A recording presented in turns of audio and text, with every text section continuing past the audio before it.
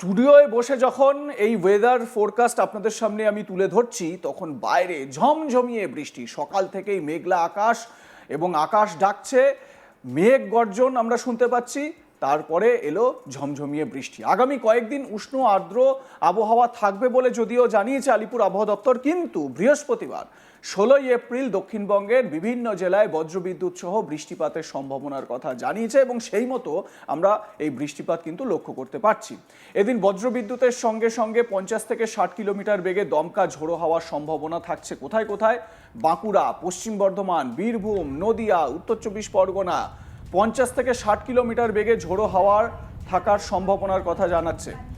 এখন তাপমাত্রার খুব বেশি পরিবর্তন হবে না পশ্চিমের জেলাগুলিতে, বাঁকুড়া, পুরুলিয়া, পূর্ব মেদিনীপুর ও পশ্চিম মেদিনীপুরে। তবে তাপমাত্রা আগামী পরশু 17 তারিখে একটু কমার সম্ভাবনা থাকছে। তবে পরের দিন থেকে তাপমাত্রা আবার 2 থেকে 3 ডিগ্রি বেড়ে যাওয়ার সম্ভাবনা থাকছে। তবে এই বৃষ্টিতে সাময়িকভাবে গরম থেকে রেহাই মিলবে, কিন্তু আবহাওয়ার খুব একটা তফাৎ হবে না। হাওয়া অফিসের দাবি, একটু ঘূর্ণাবর্ত তৈরি হয়েছে উত্তর বাংলাদেশ এবং পার্শ্ববর্তী এলাকার উপর। এর উচ্চতা সমুদ্রপৃষ্ঠ থেকে 0.9 কিলোমিটার। এটাই ঝড় বৃষ্টির মূল অনুঘটক। মানে কেন ঝড় বৃষ্টিটা হচ্ছে তার কারণ হচ্ছে কি এটাই, যে ঘূর্ণাবর্ত তৈরি হয়েছে উত্তর বাংলাদেশে, মানে সাইক্লোনিক সার্কুলেশন উত্তর বাংলাদেশে তৈরি হয়েছে এবং তার আশপাশের এলাকাগুলো এর প্রভাবে প্রভাবিত হচ্ছে। সমুদ্রপৃষ্ঠ থেকে 0.9 কিলোমিটার উঁচুতে রয়েছে। তবে শুধু নিম্নচাপ নয়, এর পাশাপাশি উত্তর পশ্চিম বিহার থেকে মণিপুর পর্যন্ত একটা পূর্ব পশ্চিম অক্ষরেখাও তৈরি হয়েছে। এর জেরে প্রচুর জলীয় বাষ্প বঙ্গোপসাগর থেকে স্থলভাগে প্রবেশ করছে, যেই কারণে 16 থেকে 17ই এপ্রিল দক্ষিণবঙ্গের একটা বড় অংশে বৃষ্টির সম্ভাবনা রয়েছে। পাশাপাশি হতে পারে ঝড়, যদিও এই আবহাওয়া পরিবর্তনের জন্য সামগ্রিকভাবে গরম কমবে না বলেই জানাচ্ছে আলিপুর আবহাওয়া দপ্তর। এ বিষয়ে আলিপুর আবহাওয়া দপ্তরের অধিকর্তা ডক্টর হাবিবুর রহমান বিশ্বাস কি জানাচ্ছেন একবার শুনে নিন। আমাদের আবহাওয়ার প্রতিপক্ষের যা পরিস্থিতি, তাতে আগামী কয়েকদিনে যেমন আমাদের উষ্ণ এবং আর্দ্র আবহাওয়া কিছু কিছু জেলায় রয়েছে, এরকমই থাকবে। তবে আগামীকাল এবং পরশু আমাদের দক্ষিণবঙ্গের বিভিন্ন জেলাতে কিছুটা সম্ভাবনা দেখা যাচ্ছে যে বজ্রবিদ্যুৎ সহ বৃষ্টিপাত এবং দমকা হাওয়া সম্ভাবনা রয়েছে।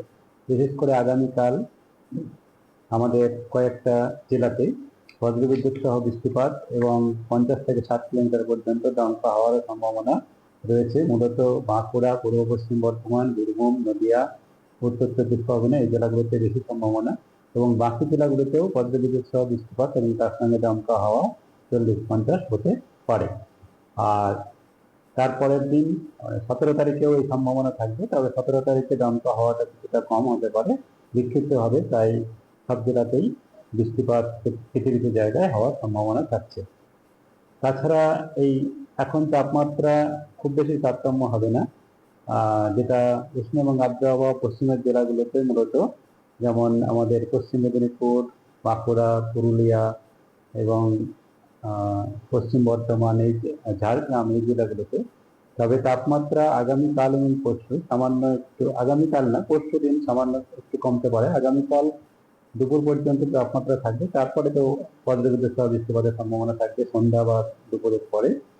তবে পরের দিন থেকে 17 তারিখে তাপমাত্রা কিছুটা কমতে পারে, তারপরে এটা সাময়িকভাবে অল্প একটু কমার পরে আবার 18 তারিখ থেকে তাপমাত্রা এখন যেমন আছে তেমন থাকবে বা 1-2 ডিগ্রি বেশি হতেও পারে।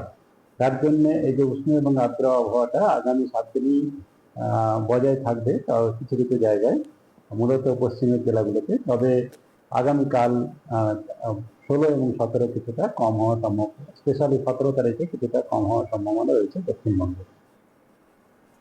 উত্তরবঙ্গের ক্ষেত্রে এখন বিক্ষিপ্তভাবে বজ্রবিদ্যুৎ সহ বৃষ্টি হবে উপরের 5টি জেলায়।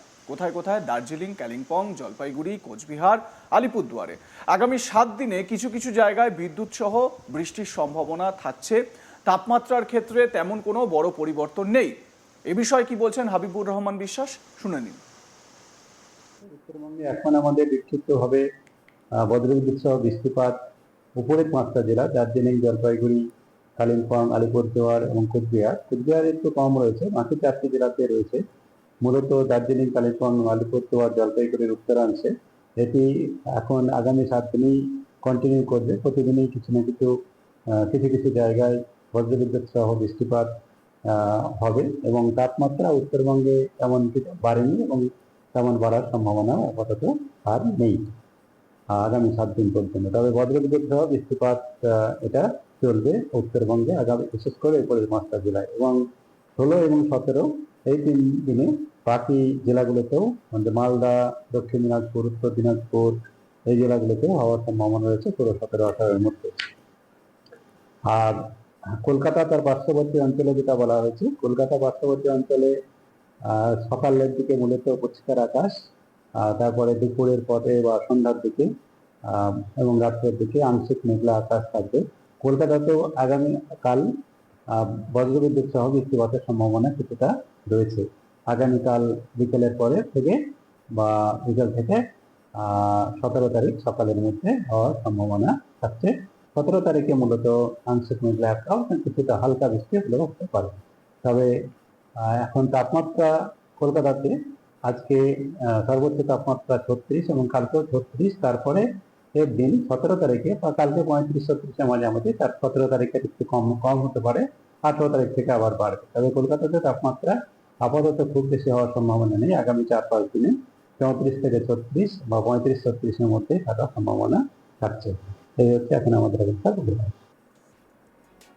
অর্থাৎ বাংলা নববর্ষ 1433 শুরু হতেই আমরা দেখতে পাচ্ছি বৃষ্টি বিপর্যয় একটা পরিস্থিতি তৈরি হয়েছে। যদিও এটার স্থায়িত্ব 24 ঘন্টা বলে আবহাওয়া দপ্তরের তরফ থেকে বলা হচ্ছে, এবং এই বৈশাখ মাস যখনই পড়ে, নতুন বছর যখনই আসে, বাংলা নতুন বছর, তখন কিন্তু আমাদের মাথায় একটা বিষয় আসে অবশ্যই, এর সঙ্গে কালবৈশাখীর তাণ্ডব।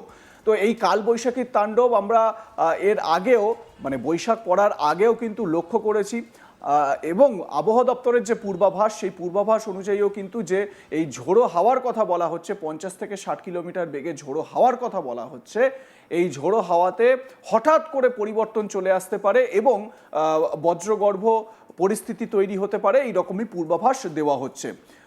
কলকাতা এবং সংলগ্ন জেলাগুলো বা আশেপাশের যে জায়গাগুলো, সেখানে যেরকম ওয়েদার ফোরকাস্ট করা হলো বা টেম্পারেচার ফোরকাস্ট করা হলো, 34 থেকে 35-36-এর মধ্যে ঘোরাফেরা করবে। এবং আজকেও, মানে বৃহস্পতিবারও এই একই রকম টেম্পারেচার দেখা যাবে রাজ্যের বিভিন্ন জেলায়।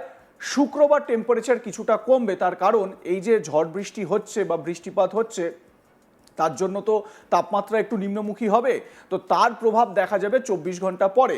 শুক্রবার থেকে তাপমাত্রা, মানে শুক্রবার তাপমাত্রা কিছুটা কমবে, মানে এই 35-36-এর থেকে একটু কমবে। আবার শনিবার থেকে তাপমাত্রা বৃদ্ধি পাবে বলে জানাচ্ছে আলিপুর আবহাওয়া দপ্তর। এবং এই 24 ঘন্টা বৃহস্পতিবার শুক্রবার এই সময়ের মধ্যে বৃষ্টিপাতের সম্ভাবনার কথা জানানো হচ্ছে।